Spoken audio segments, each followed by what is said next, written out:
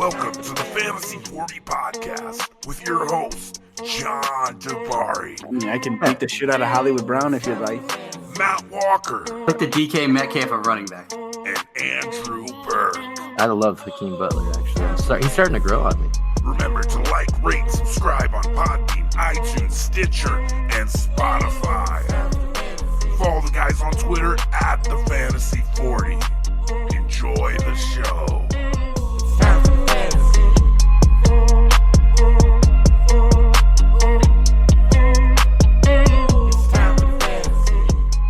Welcome to the Fantasy 40 Podcast. We are back. Myself, Andrew Burke, John Dabari, and Matt Walker.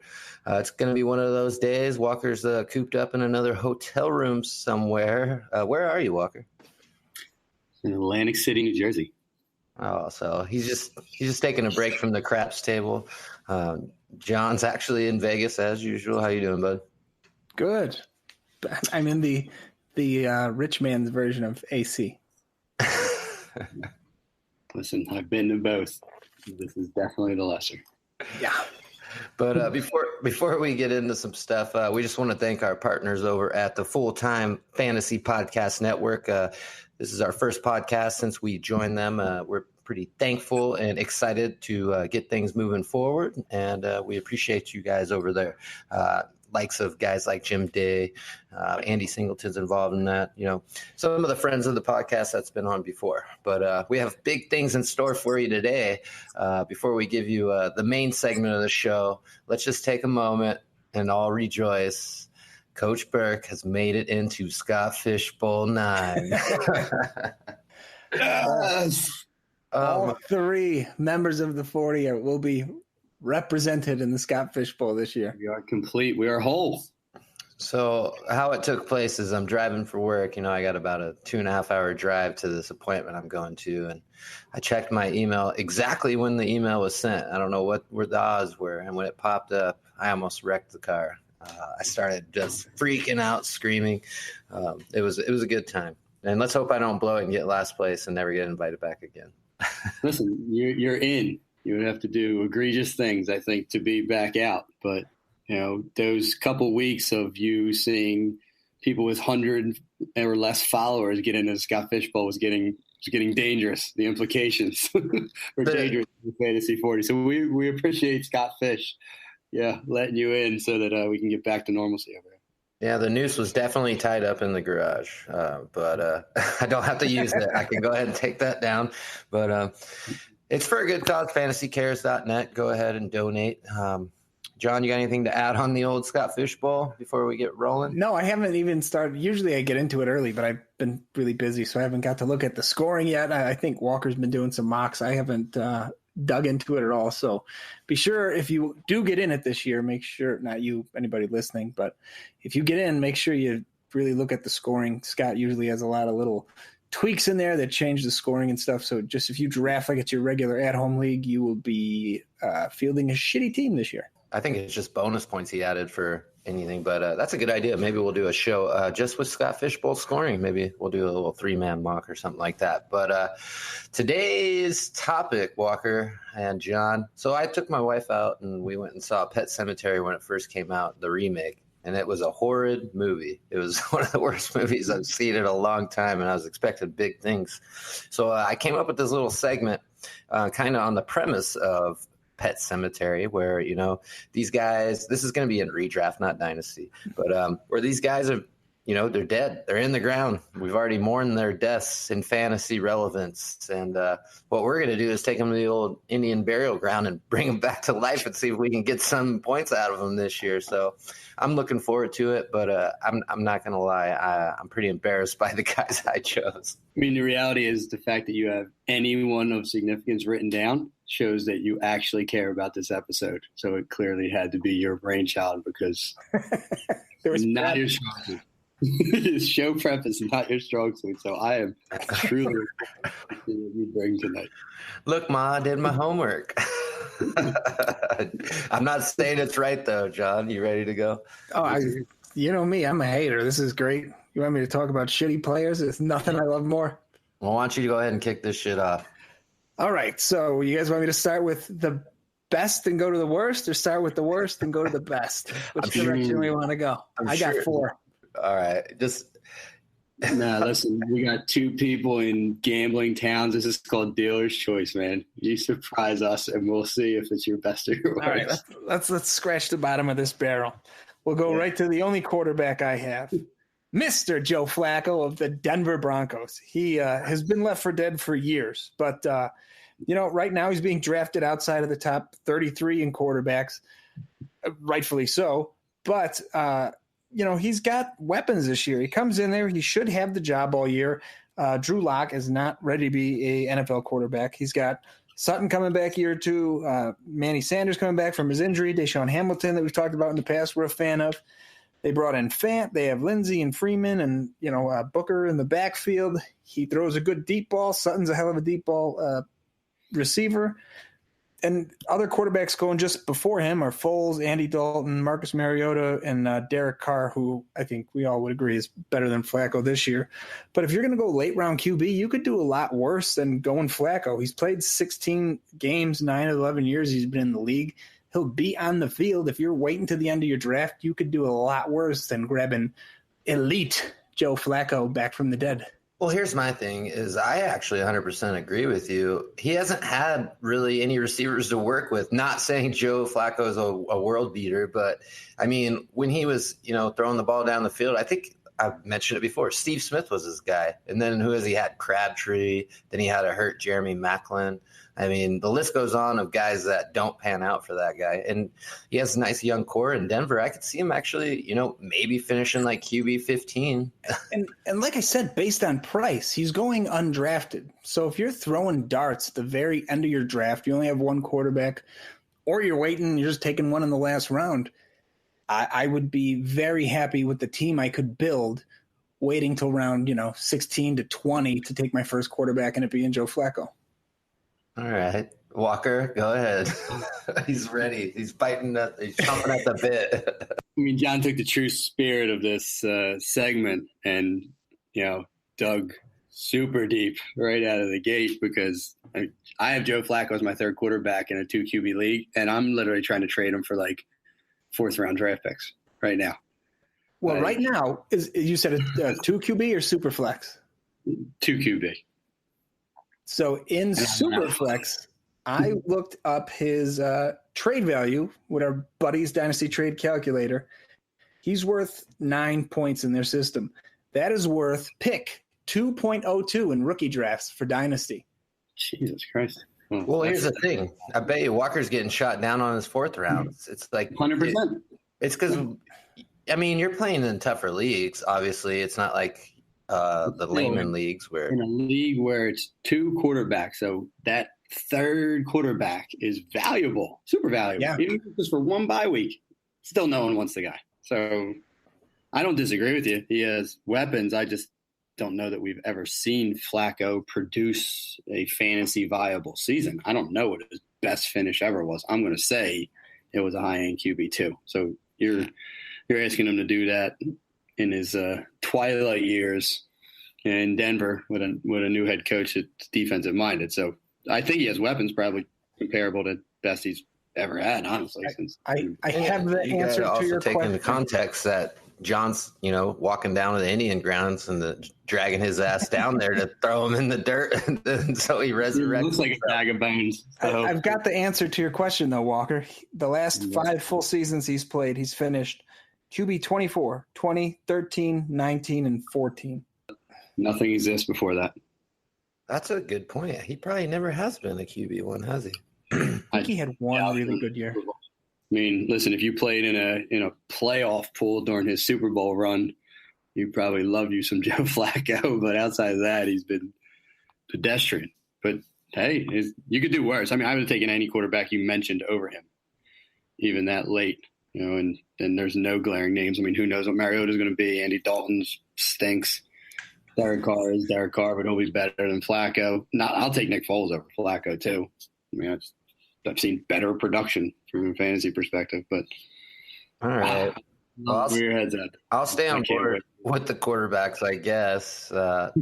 This is going to be my last one, but this guy actually does get drafted. But I debated to go with Mariota here, but there's another team. There's no other team like Cincinnati that has, a plethora of dead fantasy assets, excluding Mixon, because I even feel like people are overlooking A.J. Green still right now. But I'm going to go with Andy Dalton.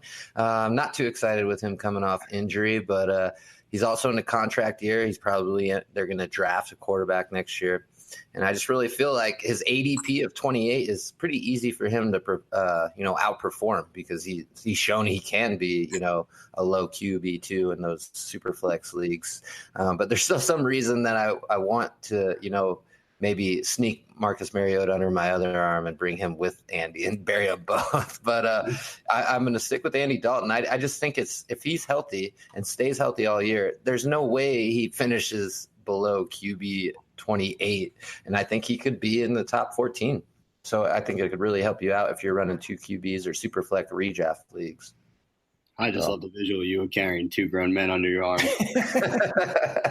Dusty graveyard. But listen, I didn't do a QB because I didn't even think about doing one. But what I can do here is a smooth industry transition where Andrew was referencing none other than Cincinnati QB Andy Dalton. Well, I'm going to go to them same Bengals. And what if I told you that a player who combined for this amazing stat line over the last 3 seasons of 48 catches, 619 yards. I already know it. 6 touchdowns could be fantasy viable in 2019. That is none other than 29-year-old mullet-wearing stud Tyler Eifert. Oh, my gosh. Oh, Brokeback Eifert himself. Dude. I love me some Tyler Eifert when he's on the field.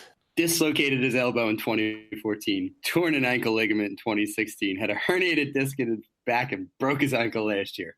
This dude is not meant to play football for a living, but he keeps getting contracts, and God damn it, there's nothing standing in his way of success this year. So if he stays healthy, he just has to beat out the likes of C.J. Uzomah, Drew Sample, and Mason Shrek on the Cincinnati depth chart. So someone who's currently going as tight end 26 per fantasy football calculator and is drafted as 200 overall. You're talking about wait until late to draft a position? It's like your last You want to wait really late and you want to pick that guy up as a free agent? Tyler Eifert could be a tight end 1 this year. Dude, without looking at, the ADP of everyone in front of me, I've got to think going, what'd you say? 2 what? He is 200 overall in PPR leagues. There's got to be nobody within 20 picks of him either direction that has a chance to finish top 5 in their position. He does. He could be tight end 5. It wouldn't be a shocker if he stays healthy, of course. Well, the thing is he was a tight end 1 until all those injuries succumbed. I mean, he had 1 tight end 1 season. It was the 13th tight end season. I can't remember what year it was when I first started getting into Dynasty, way before I even met you guys. And I remember I picked up a bunch of tight ends, and he was like my 3rd. And I got like a first rounder out of him for my next rookie draft. And it's an instant decline, which is understandable with the injuries. But, for some reason, it's almost like Hunter Henry. If that guy can stay healthy, it's kind of that predicament that Henry's in as well. But people aren't giving up on him just quite yet either. So the best part about Eifert is I went on his player profiler page just to see kind of how he tested, and he tested through the roof. Yeah. Coming out, his player profile page is just a thing of beauty. And oddly enough, his best comparable is a player that came out after he did in Travis Kelce. So he was Travis Kelce before Travis Kelce from a measurables standpoint. He just cannot stay on the football field. Well, I mean, not to sidebar this Pet Cemetery thing, but your boy Mike Yeck brought up a good point about Kelce. He's like 1 concussion away from, calling it quits. I mean, he's also actively trying to deal him as aggressive. Okay. No, Walker says no info for you on this one, Mike. So we won't give it up. We draft this Saturday. Okay. It all makes sense now. Let's go to John's second guy. I know it's going to get better, John. What else you got? So Walker went with Eifert, who's literally almost in the grave due to injuries, falling apart. So I went with someone who may be the oldest guy we're doing, Adrian Peterson. Adrian Peterson is dynasty drafts, RB70, 212th overall. He is a psychopath and said he thinks he can get to 2,000 yards this year, which I don't think is going to happen. But he did have a bit of a resurgence last year. 251 carries, went over 1,000 yards, 7 touchdowns, finished his RB15, which I had no clue he ended up with those kind of totals. That's pretty mind-boggling. Competition-wise, I don't know if Geis is out of the woods yet. He had that knee surgery, had 3 follow-ups to clean it up from infections and all that other stuff. We haven't seen him in practice on a football field, no videos. They drafted Bryce Love, who has had a slow recovery from knee injury himself. To me, if you're going to bet on somebody who should be dead, it's Adrian Peterson. I mean, he's done it time and time again coming back from injuries. 2 years ago, he did look terrible, but he came back last year and played well. Yep. There's no reason if he gets the touches, he can't outperform that ADP of RB70. Am I all the way off basis, Walker, by kind of believing in Peterson more than Geis at this point? Yes. All right. Well, the thing is you got to. I mean, we just saw Peterson do it. You know what I mean? So there's nothing wrong with believing that, but I'm just saying for this year, though, it's like maybe Geis is already turning into Jamal Charles balloon knees, and we just don't know. We haven't seen a picture of it yet.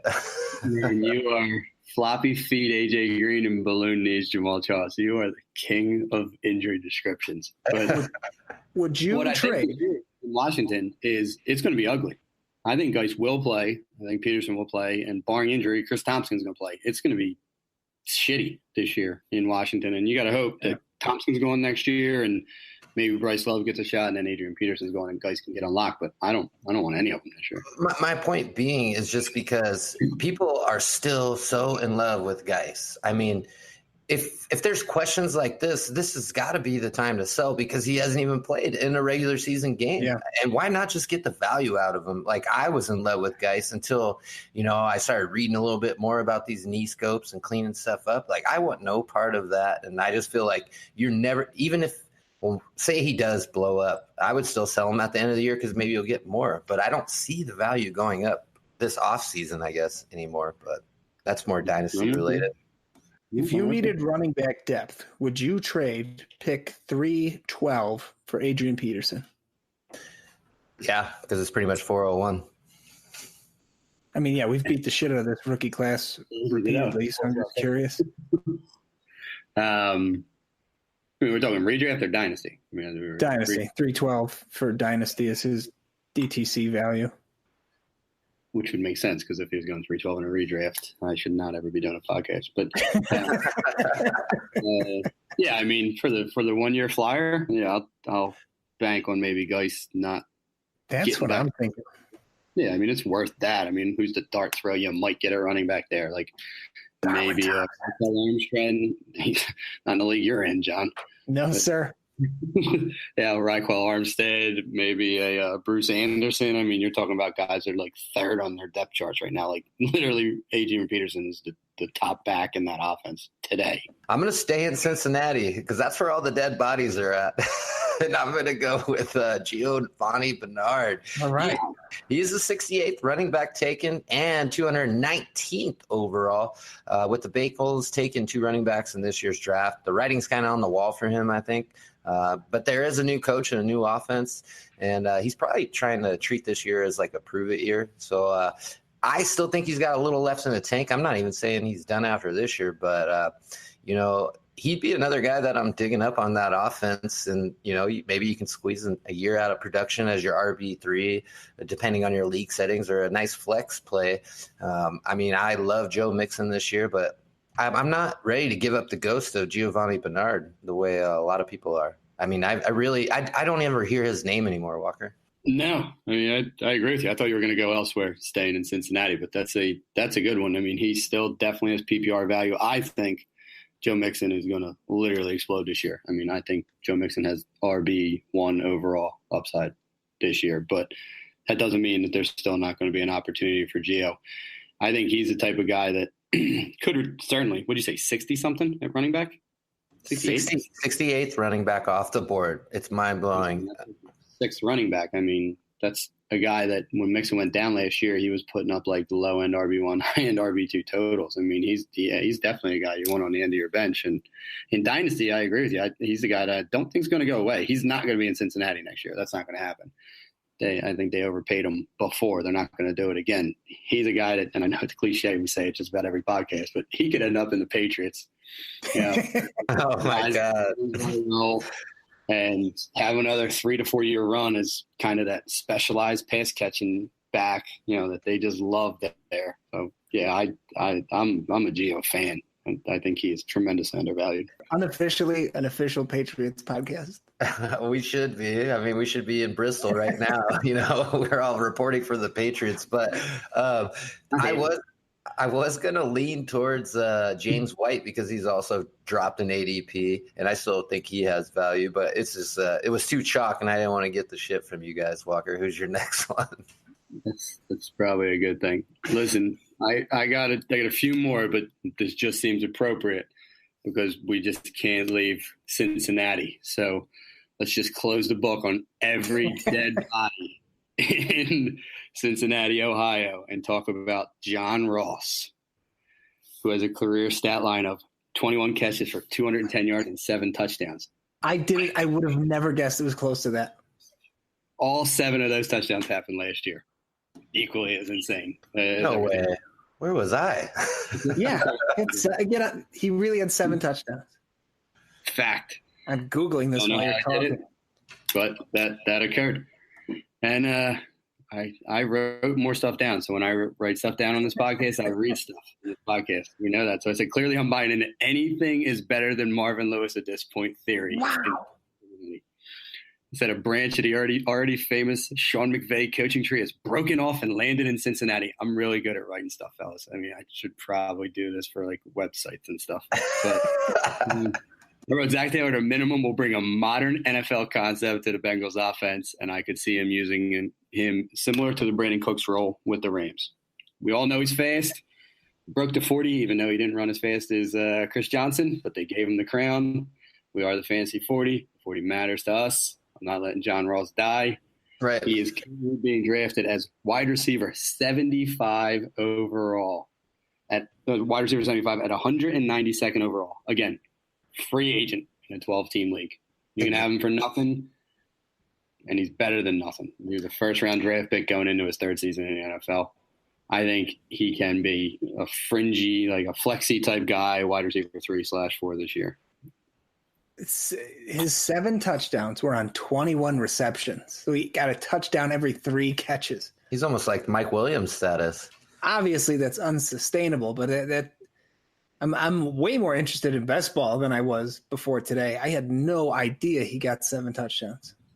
That was a good one, Walker. I mean, I was thinking AJ Green, but I mean, he's still going in the late 2nd, 3rd rounds, you know, and John Ross, I was a huge believer until, you know, I saw him in the combine pull up on the 40. I'm like, well, his career's done, you know, but last year was a glimpse of hope, I guess. And then Marvin Lewis being fired, like you brought up, is another glimpse of hope. So, you know, there's only so many positives you can put towards this guy and it not work out. I mean, that's a great one. I mean, I'm going to be targeting him. I'm shocked. That was a good one. Dude, he was the 9th pick overall 2 years ago. Had no catches his rookie year. Forgotten season. And even with the 7 touchdowns, I mean, the volume, he only caught, now, like I said, 21 receptions, 7 touchdowns. The 21 receptions were on 58 targets. That's a pretty shitty catch rate. Well, who was throwing? Because after Dalton went down. I feel like he got most of his work with Dalton, honestly. Me too. Most of the touchdowns in like a 4-week span. Okay. Things were happening, and it went to Jeff Driscoll after that, and who the fuck knows what took place there. Right.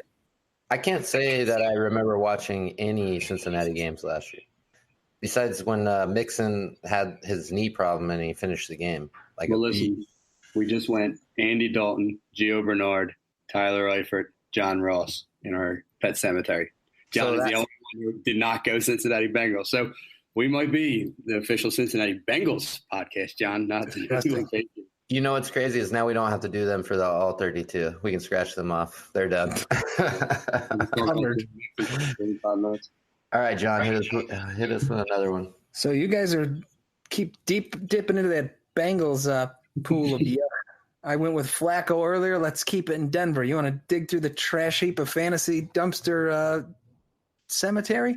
How about Devontae Booker? He led the Broncos in rushing back in 2016. He has been the leader among the running backs in targets, receptions, and yards for the last 3 years in a row.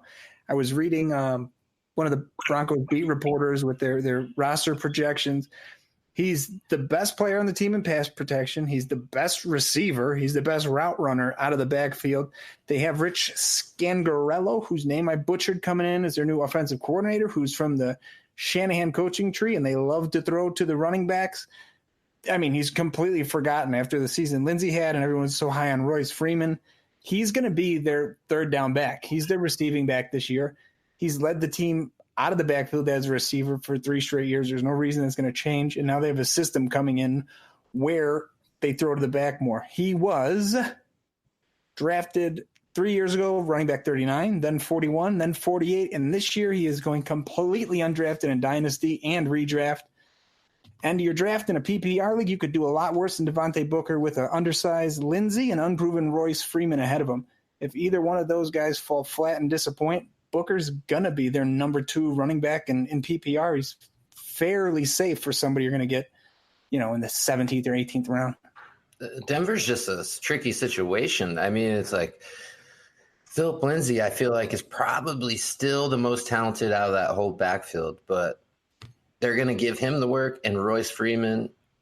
But you're right. If one of them goes down, it's just I just think you're kind of on to something, because I'm not a believer in any 3 of those. So, I mean, they all have a shot there. Walker, what do you think? I mean, it's crazy. I know how much John loves Devontae Booker, and not surprisingly brought him up on this pet cemetery. But looking at his stats, that at least 30 catches all 3 years, has had between 265 and 275 receiving yards, which is just strange that he's always in that wheelhouse.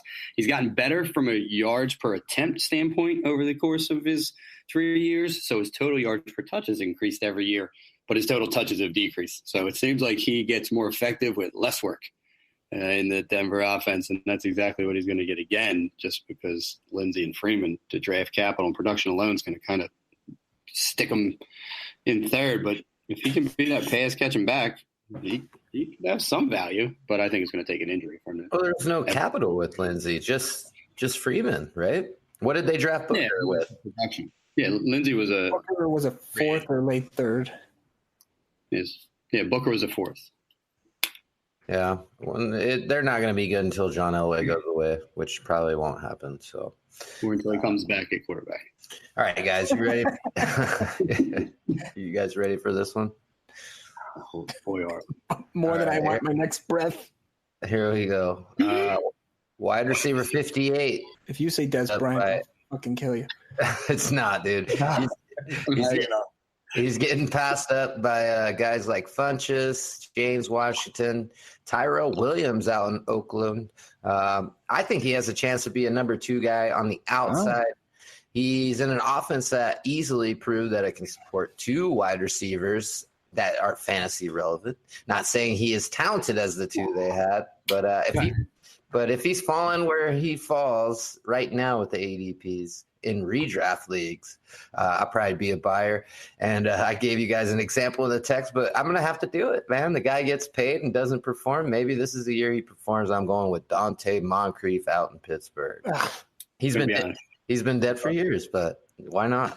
I thought you were going Michael Gallup for some reason on that one. That I was just going to totally disregard everything you said as the wide receiver too. But all right. I mean, it's valid. I mean, he's got Deontay Johnson and James Washington. Juju is going to be kind of flipped around the formation. I feel like everyone thinks Juju's automatically going in the slot. I don't think so. They still need the stud on the outside. I mean, as an offensive play caller, you need to put your stud out there to draw more attention that way when you're trying to go the other way. So I think Dante being a veteran, and for some reason NFL GMs love to, fork out money to this guy. Why not make him earn it this year out in Pittsburgh? And there's not a better really offense, I think, for it when you got Ben Roethlisberger, who's got guys draped on him and still makes plays happen. So I think he might be in for a solid wide receiver 2-3 year if, he comes out and plays some football for once. I mean, listen, Pittsburgh has given us no shortage of sound bites so far in this offseason, with James Conner coming out and talking about it being more of a committee or timeshare or whatever he said. Ben Roethlisberger came out and was praising Dante Moncrief. Treason reports to say he's locked down. One of the beat writers in Pittsburgh says Moncrief has locked down the number 2 wide receiver spot, to which most people just think it's motivating the younger players. But I think it's his body type. It just presents as a better outside option for them. And I do think Juju's going to spend a lot of time in the slot, and they're going to go 3 wide. So I do think Moncrief's going to spend a decent amount of time on the field. It's going to come down to who's the other wide receiver between Washington and Deontay Johnson, which it should be Washington. I can't really see Johnson getting much burn this year, but there's targets to be had in Pittsburgh. I don't think it's a bad choice. It's just why doesn't anyone ever want Dante Moncrief to stay on their team? I mean, what's going on with that, dude? I mean, I feel like if he would have even been on Jacksonville and didn't leave this year, I would have picked him still, because I think Nick Foles is a better option than Blake Bortles. And I mean, Moncrief did have that solid year with Andrew Luck, and then, Luck went down and Moncrief's production went away. I just feel like he's kind of been falling into shitty situations. This might be the best one of his career, and he needs to show something to stick around, or he's going to be like, all the other guys the Colts had, Griff Whalen and guys like that. But we'll see. I can't believe I just brought up Griff Whalen. I love it. I want Moncrief's agent. That's what I want. Listen, I want his worst contract. All right, well, you brought up the Jacksonville Jaguars. So smooth transition again. Yep, professional podcast. Marquise Lee, gentlemen. Best fantasy finish, wide receiver 43 in 2016. Tore his ACL before the 2018 season, so we didn't even see him play. Currently being drafted as wide receiver 79 at 196 overall. He is being drafted after John Ross. And I think that even though our favorite D.D. Westbrook appears to have clearly locked down the top receiver spot there, a lot has changed in Jacksonville, including Nick Foles and John DeFilippo coming to town. So nothing should be taken for granted. So the insurmountable depth chart of D.D. Westbrook, Keelan Cole, DJ Chark, Chris Conley, and Terrell Pryor hardly seems like something that Marquise Lee, who has been productive in years past, could overcome. I think Marquise Lee, 100-target wide receiver 3 season. Ever since Allen Robinson left, have you ever seen a team with like 5 wide receiver 2s and 3s? I mean, I get it. I kind of feel for Marquise Lee. If he would have maybe landed in a different spot, for instance, just like the last team, Pittsburgh, coming out his rookie year, I mean, he might still be there and, on a big contract, barring injuries. But I don't know, Walker, this might be the first one that I have to disagree just because of what I just said. It doesn't matter. They're all wide receiver 2s and 3s and 4s, and good luck choosing who Nick Foles wants to throw it to this year, really.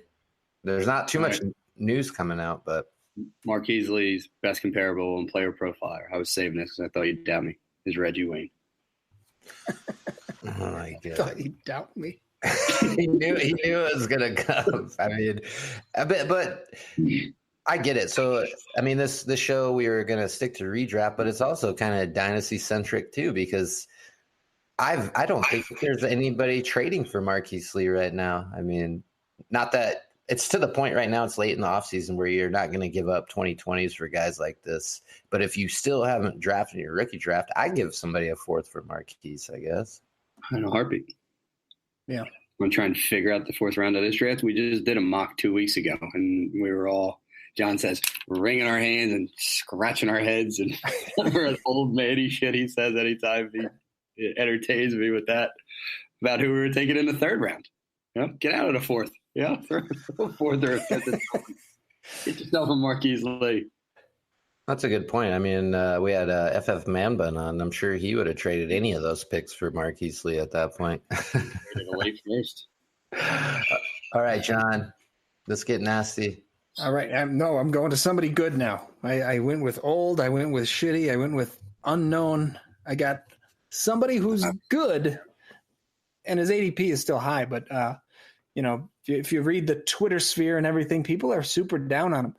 Corey Davis. ADP is rookie year 2017. He was wide receiver 11. This is Dynasty ADP, of course. Last year, he was wide receiver 14. This year, he's fallen to 26. I think he's slipping into post-hype sleeper territory. I mean, his rookie year, he came in injured. He was a big disappointment. Year 2, he took a step up, 65 catches, 891 yards, 4 catches. We're entering year 3, the mythological year 3 wide receiver breakout. And the numbers he put up last year was with one-arm Mariota and awful Blaine Gabbert with 112 targets. So with the added people they brought in Adam Humphries, drafted A.J. Brown. Delaney Walker's going to be back healthy. I think with a healthy Mariota and a contract year who's going to try to perform, he has to go up. I mean, people are writing him off. According to Dynasty Trade Calculator, his trade value is still a rookie pick 104, which, if you don't need one of those early running backs, I'm probably taking him over N'Keal Harry, to be honest. So that's who you're getting if you want to make that trade. I'm still a Davis believer. I am a fan. I'm pretty sure. Sorry, Walker, I'll let you go real quick. But the N'Keal Harry, never. Just because of that report that came out that N'Keal is sucking wiener out in camp right now, not doing anything, does not deter me. I think it's a smokescreen. They're like, yeah, he needs a lot of work, and then Patriot's going to come out and pepper that dude with targets this year.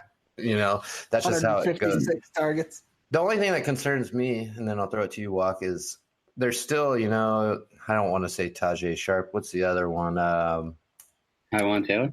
Yes, please. Thank you. Ew. I mean, I'm just here to help. I don't agree with this, but go ahead. I just think they have all these weapons, and I know I said I wish I could bury Mariota and bring him back to life. It's just like, is he going to be the number one if A.J. Brown has, a great preseason and a great training camp? Maybe he overtakes Davis. You're insane. Not this year. You want to talk me into it 2 years down the line? I don't know, man. I love Corey Davis. I mean, but I've since ridden all my shares of him, so I'm kind of biased now. I am done with Corey Davis. Done. I wasn't never undone with him. I wasn't ever as high as most people were with him. But that precipitous fall does make him a value, so qualifies per the terms of the Pet Cemetery. But the reality is he was still getting an unsustainable market share of shitty passes. Doesn't matter. He's getting more than he's going to get going forward. So the quality of pass could get better. The quantity of pass is going to go down. A.J. Brown, Adam Humphries, Delaney Walker are all potential 100-target guys. I'm not saying they're all going to do it. That would be insane. They all could be a 100-target guy in their own right, depending on what the system really wants to dictate. So I think his targets are going to suffer.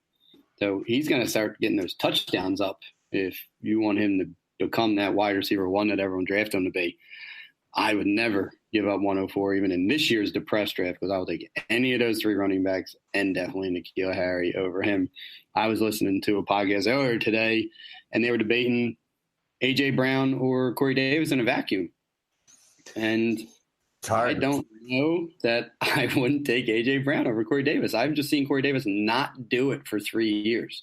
He's had glimpses, and he had a ton of draft capital, and everyone was slobbering over him. But, he did it against, largely lesser competition. I know he showed up in some big games. But, and he hasn't been consistent in the NFL. And everyone just wants to blame Mariota every single time Corey Davis doesn't get the job done. Yeah, but the shitty quarterbacks, Andy Dalton and AJ Green, still fucking amazing. Not that black and white. Yeah, but last year the year before, he goes to the playoffs and Mariota threw the ball to himself. I mean, that was Corey Davis's breakout game, against who is it?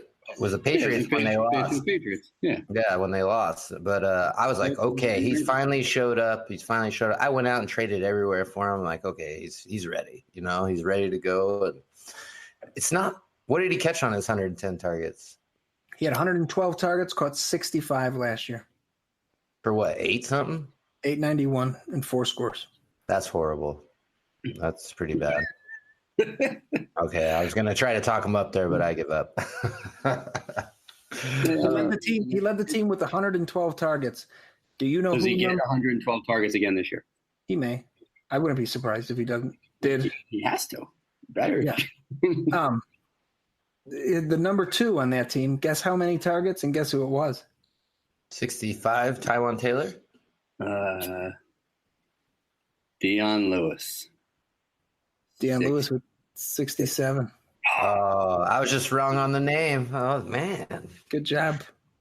Hey, we got teamwork, Walker. Teamwork, Walker. That's why we're all here. Walker, do you have any more for us? Damn right I do. I was saving the best for last. See, John went shock value early and brought us Corey Davis late. I went Bengals early and my man crush late. Oh, no. Jerick McKinnon. 2 seasons removed from an RB17 PPR finishes last year in Minnesota. Towards ACL before the beginning of the season, much like Marquise Lee, the previous guy I talked about. So he is forgotten. He actually tore his ACL on September 1st, so during some team workouts. So didn't even get in any preseason games or anything. But fast forward 1 year after McKinnon was being traded for first-round picks in dynasty leagues, and he is now RB41, going 101 overall. We're talking about a 9th-round draft pick. I think that he will be the primary passing downs back for Mike Shanahan this year. So just follow me down this path real quick. We're going to talk about career receptions for every running back currently on the San Francisco 49ers. Matt Breida, 48. Tevin Coleman, 92. I even threw a little Raheem Mostert in there. He had 6 in a couple games last year. That is 146 catches combined. That was over 95 career games. Jerick McKinnon has what? 244? I'm talking about just making up numbers. Yeah, I was. Sorry. You got me excited, man. Jerick McKinnon, 142 catches over 58 games. Almost the same amount of catches in roughly 40 less games. McKinnon is a much more proven pass catcher. That's why Shanahan brought him there originally. I don't give a shit that Tevin Coleman is there whatsoever. Him and Brady can fight over the early downs work.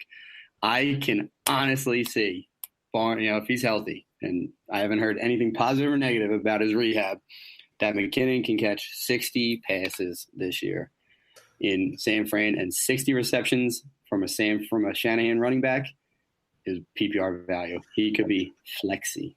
Well, that's where I think a bunch of people were wrong with him when he went to San Fran. Is they are like, all right, bell cow guy, he's here. He's a 3-down guy, but he was always buried behind AP in Minnesota for a while and fighting for carries after Cook got there.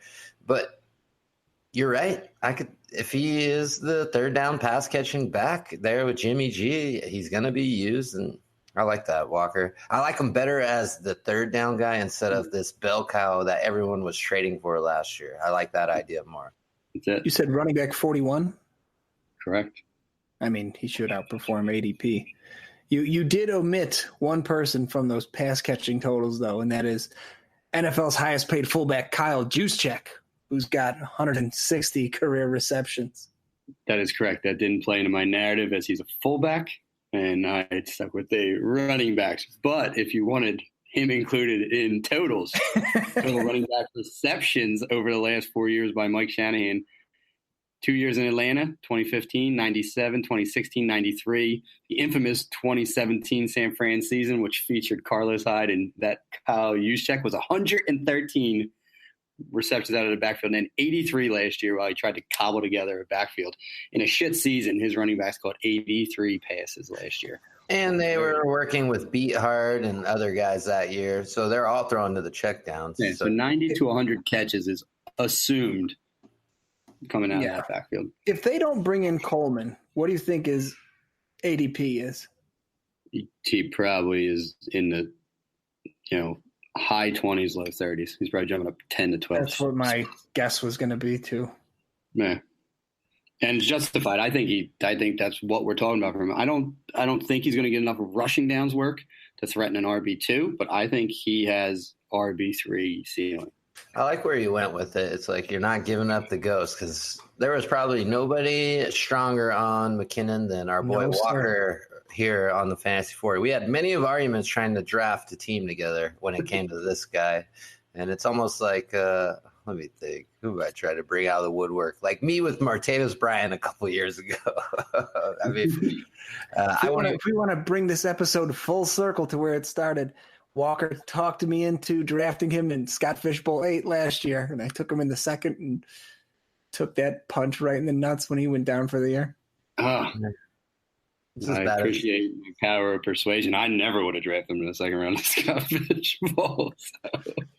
God bless you. But he didn't tell you that, did he? He's not going to maintain perspective. I love it. Well, keeping it real goes wrong. John, do you have any more for us? No, those are my 4 losers.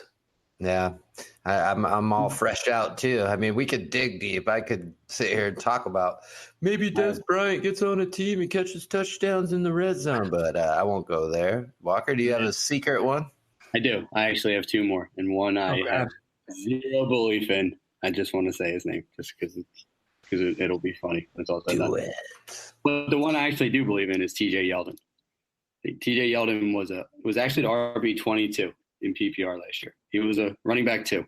He's currently being drafted as running back 64, 186 overall. I think there is a world where LaShawn McCoy is not on the Buffalo Bills by the start of the regular season. Frank Gore, bless his heart, is only meant for X amount of work. T.J. Yeldon could be the best running back in Buffalo this year. That is entirely possible. And to spend a 16th round pick on him in a 12-man league is a no-brainer, especially if you're drafting this early. By the time redraft comes around, we'll know where their backfield kind of settles out, but I think he's worth it. Yeah, I mean, you're saying in your last pick in redraft, I bet you the rookie's going before him. 100%. It's the shiny new toy. T.J. Yeldon has 2 50-plus catch seasons out of his 4 seasons in the NFL. 50. I'm not going to go on a TJ Yeldon rant just because I own him everywhere. It's because I own Fournette everywhere. And obviously now that he parted ways. So I'll get into another guy in a second. But Yeldon is like one of the most unappreciated, I think, assets in fantasy, because when he does get his work, he performs. I mean, yeah, he has a few shit games, but when you're checking your score, and when you're winning, you're like, holy shit, how did TJ Yeldon give me 19 points? And then you look at his stat line and he just fills it in all the boxes, maybe not rush yards, but I mean, catching a screen pass. I mean, people seem to forget this guy was explosive at Alabama. I don't know that he could have landed anywhere better than Buffalo for opportunity. No one wanted him. That dude sat in the free agent market forever. I think he signed like a crap. That's my concern. Well, that's the thing, though. It's because no one wants him now in any fantasy league, really, is because everyone views that backfield as cloudy. And I think Walker just parted the clouds like a certain person, I won't say. But, it's McCoy. He's going to get hit. He's going to fall down. He's going to come out of the game like he normally does. He's done it even when he was younger in Philly and explosive. And then you got Frank. I don't even know what nickname Gore, but and then it's a rookie. I could see Yeldon and the rookie being the 1-2 punch, and the other guys just kind of guiding them along. I like it. You got me excited on that one. Yeldon's only 25, signed a 2-year deal for $3.2 million. No one's paying running backs anymore, and that's the thing. But he ended up in a very unsettled depth chart. And Tevin Coleman got 2 for $8.5 million. How much guaranteed? 5.2. Really? Way more than I thought. Okay. Thought the number was lower. I thought he got a shitty either guarantee or something. But no dead cap after this season, so they could cut him for. That sounds like that's a John Lynch kind of mantra, because they did the same 1.5 million base this year just under $5 million dead cap. The next year, his salary is $4.5 million with no dead cap. So they could cut him next year and save almost $5 million. Yeah, Okay, so they they're- guaranteed that they gave him no signing bonus. This is what they did. They guaranteed him his 2018 salary. So he's Correct. essentially a 1-year guy. Yeah, but the next year 4.2. So he's really got to play his ass off to get the next year's money for sure. I mean, I've The become Niners could get rid of him. They can get rid of McKinnon. Breed is cheap as shit, so they'd hold on to him. They might be in the market for one of the 2020 running backs. Get rid of both of them and bring in one of the big name guys. all right. So Walk, you said you had 2. That was one of them. I did. That one I believe in. This one I 0% believe in. But this was listen, you brought Mike Yak up earlier. I can't let a podcast go by anymore with just not taking a shot. So D'Onta Foreman. D'Onta Foreman is only 23 years old with 2 losses. Right? We're sticking with it. And I only brought him up because he is going as RB 46 overall at 116. So he's going just slightly after Jerick McKinnon and worlds before TJ Yeldon. And he doesn't fucking deserve it. So I'm going to take him right back to said cemetery, and I'm going to bury him and bury the entire cemetery on D'Onta Foreman because that dude's career is over. I would rather have Karen Higdon or DeMaurier Crockett over him today in Dynasty, and I definitely do not want D'Onta Foreman on my team as my RB4 in redraft. Dude, because if Lamar Miller being cut for him to be worth a shit. I don't want to see Foreman crawling out of the grave trying to limp back on the field. I mean, I'm pretty sure this is one guy that all 3 of us agree on. And hey, I mean, say he does come out and start performing, good for him. But there's not a world in the universe where I would ever draft or trade or do anything involving D'Onta Foreman. In one of my deeper leagues last year, I traded Lamar Miller and Foreman packaged with my later first to move up to get Nick Chubb last year. And that's one of my favorite trades I've ever made. Just gives you the tinglies. Yeah. I mean, shitty Texans backfield where best case scenario, Lamar Miller's a low end RB2 for the upside of Nick Chubb. it's not that Foreman might have never been talented, but you know, he had that Eddie Lacy body style coming in, which first of all scared me off. And second of all, he blew his Achilles. So even if he is 100% fully healed, in the Achilles never gets back to 100%. I mean, you can go down a list in all major sports. You know, I haven't seen someone come back and be better than they ever were before. And what was he before? I mean, he showed glimpses of being a nice, you know, power back type. But I mean, if he's still that big body with a already blown Achilles, what is he really going to offer you? Not even Eddie Lacy and Seattle stats, I feel like. Yeah. I'm not there. I can't get there. I don't want to be there. I'm not going to go there. You know, he's better left for dead. So is Mike Eck the one trying to deal this guy? Mike's trying to deal with everyone. I mean, this is Captain Prop Up. I didn't read it yet, but he's trying to sell James White to people, which you already know how I feel about James White, Andrew. He'll sweep your legs just when you start to trust him and ruin your fantasy season. So, yeah, I mean, he has a RB2s and 3s on his team, and he's just bleeding right now, trying to upgrade. I'm not going to let you talk bad about my boyfriend, James White, but, you know, it's like this dude, I get it. The dude will get you to the playoffs, though.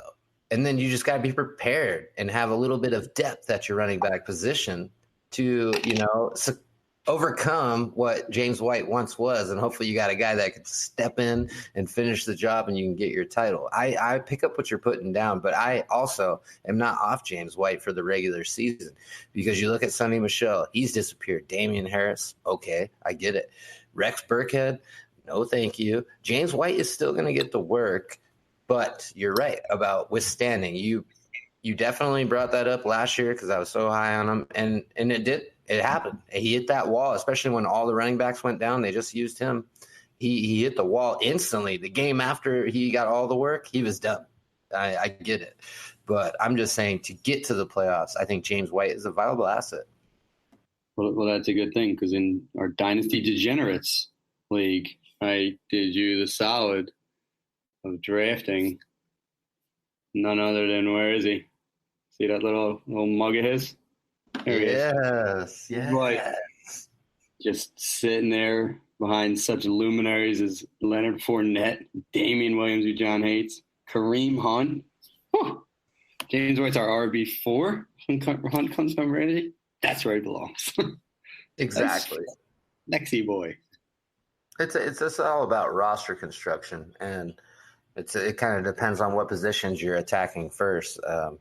Lately, I have just been in all my drafts attacking the running back position in the first 2 rounds and then going wide receiver after that. Unless I have, the first 5 pick, or like the 5th, 6th, 7th, or 8th pick, and I don't get one of those studs. But by the way, our team is lights out in Dynasty Degenerates 4. What's lights that? out? Our team is lights out in DD4. we learned our lesson from the overdraft of Aaron Rodgers and Russell Wilson last year, and still ended up with the dynamic duo of Andrew Luck and Mitchell Trubisky to go with Kittle and Antonio Brown and those running backs. Whew, we even got Tyler Eifert on that team. Oh no! I learned, John, really early. You're on mute, but I learned really early that we don't speak about how good our teams are right now, because we were just every podcast toting the Podologist League, and we just got rushed. What are you gonna do? That was because of Lamar Miller. It was largely Dez it was a mistake. Dez. AJ Green got hurt. We lost Jack Doyle. We're already thin at running back. But Lamar Miller, I think, was our best running back. Yeah, it was not go well last year. But when Lamar Miller and you're looking at your roster is the only guy that stands out, you're in a lot of fucking trouble. You just remember that. Listen, the beauty of that is Lamar Miller is now a bench running back for that team. I hope so. Oh, he is. You got Joe Mixon and Damian Williams. No more Lamar Miller. Well, I mean, He's dead. that was a good little segment. We'll probably bring it back next season. It was a nice little test run that we had going. So out of all those guys, Walker, that you chose, who is the one guy that you really would like to come back to life? It goes without saying, it's Jerick McKinnon. That dude has never died for me.